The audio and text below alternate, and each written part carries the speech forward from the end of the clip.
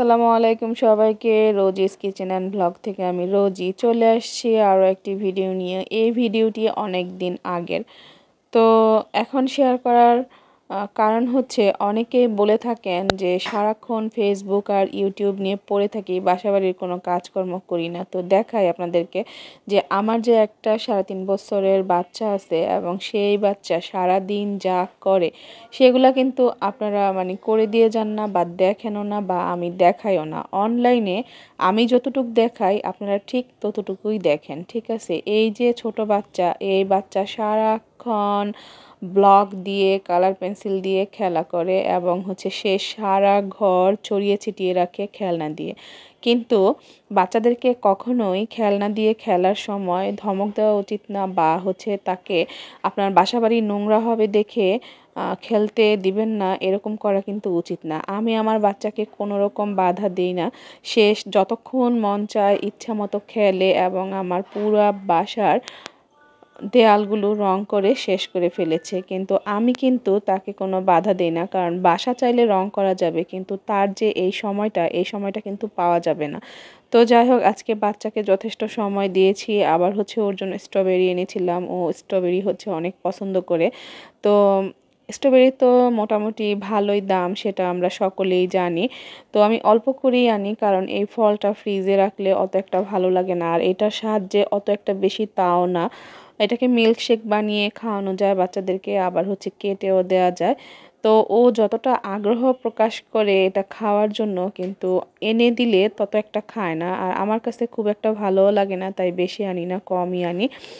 তো ওকে আমি দেখাচ্ছি, ও তো এখন আমি ওকে পরিষ্কার করে দিব, যে তার আগেই দেখাচ্ছে যে সে খাওয়ার জন্য অস্থির, আসলে কিন্তু অতটা খাবে না। তো যাই হোক, যে যেখান থেকে আমার এই ভিডিওটি দেখছেন সকলকে জানাচ্ছি আন্তরিক অভিনন্দন। আশা করব সবাই পুরো ভিডিওটি দেখবেন এবং দেখে একটা কমেন্ট করবেন। ভিডিও না দেখে বা 2 সেকেন্ড 3 সেকেন্ড দেখে উপরে টান দিয়ে উঠিয়ে দিবেন না। তো ওর এই স্ট্রবেরি খাওয়া হলে তারপর রান্না করব। তো আজকে বেশি কিছু রান্না করব না, শুধু চিংড়ি মাছ রান্না করব, কারণ ফ্রিজে তরকারি আছে। তো দেখা যায় যে আমি যখন রান্না করি একটু বেশিই রান্না করি। আমাদের ফ্যামিলি ছোট, আমাদের কিন্তু অত বেশি লাগে না, কিন্তু আমি যে পরিমাণ রান্না করি অনায়াসে 2-1 দিন খাওয়াই যায়। তো যাই হোক, এই স্ট্রবেরিগুলোতে একটু কেমন সেটা আপনাদেরকে দেখাচ্ছি, যে এটার ভিতরে আবার পোকা টোকা আছে কিনা। তবে খাওয়ার সময় অবশ্যই ভালো করে ধুয়ে খাবেন। তো যাই হোক, এরপর রান্না করতে চলে আসলাম। এই মিষ্টি কুমড়া। এই মিষ্টি কুমড়াগুলো ডিপ ফ্রিজে ছিল, একবারে কেটে ধুয়ে রেখেছিলাম। এখন আমি বের করে নিয়েছি, রান্না করব চিংড়ি মাছ দিয়ে। তো গলদা চিংড়ি নিয়েছি, এগুলো কেটে ধুয়ে পরিষ্কার করে পলিতে করে ডিপে রেখে দিয়েছিলাম। তো এখন এগুলাকে আমি রান্না করে নিব। মিষ্টি কুমড়া ধোয়ার কোনো প্রয়োজন নেই, কিন্তু চিংড়িটা ভিজিয়ে রেখেছিলাম আমি। মাছটা লেজ এবং মাথা ফেলে দিয়েছিলাম। তো এখন এগুলাকে রান্না করব। তো চলুন রান্না করে নেওয়া যাক। তো এই রান্নায় কিন্তু তেমন কোনো মশলা ব্যবহার হবে না, ঘরে যেই মশলাগুলো থাকে সেগুলো দিয়েই রান্না করব।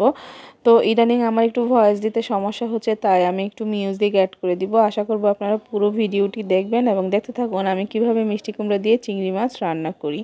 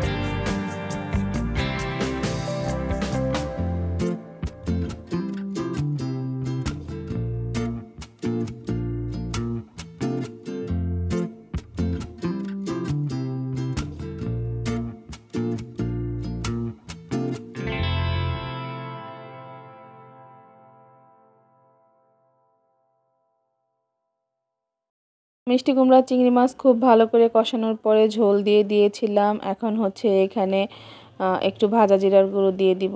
তারপরে হচ্ছে আমার রান্না কমপ্লিট হয়ে যাবে। তো ম্যাক্সিমাম সময় দেখবেন আমি হচ্ছে খাবার পরিবেশন করে আপনাদেরকে দেখাই না, কারণ আমার সময়ের খুব অভাব। একদম সাজানো গোছানোভাবে ভিডিও দিতে গেলে আমার অনেক সময় লেগে যায়। একটা চাকরি করি, তারপর আবার বাচ্চা হচ্ছে ছোট।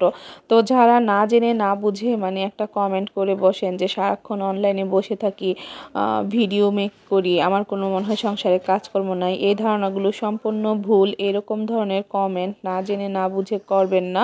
তো এই ভিডিওটা আমার অনেক আগের করা। তো যারা যারা এতক্ষণ আমার সঙ্গে ছিলেন, ভিডিওটি দেখেছেন, তাদের সকলকে ধন্যবাদ জানিয়ে আজকের ভিডিও কিন্তু আমি শেষ করে দিব। আর আমার রান্নাটা কেমন লাগলো সেটা কিন্তু অবশ্যই অবশ্যই কমেন্ট করে জানাবেন। আর এই সিজনে কিন্তু মিষ্টি কুমড়া প্রচুর পাওয়া যাচ্ছে। যারা এখনও মিষ্টি কুমড়া দিয়ে চিংড়ি মাছ রান্না করে খাননি, তারা খেয়ে দেখবেন, এটা আসলে অনেক স্বাদ, অনেক স্বাদ। তো বরাবর মতো আমি কিন্তু পরিবেশন করিনি, এমনিই ভিডিওটা শেষ করে দিলাম।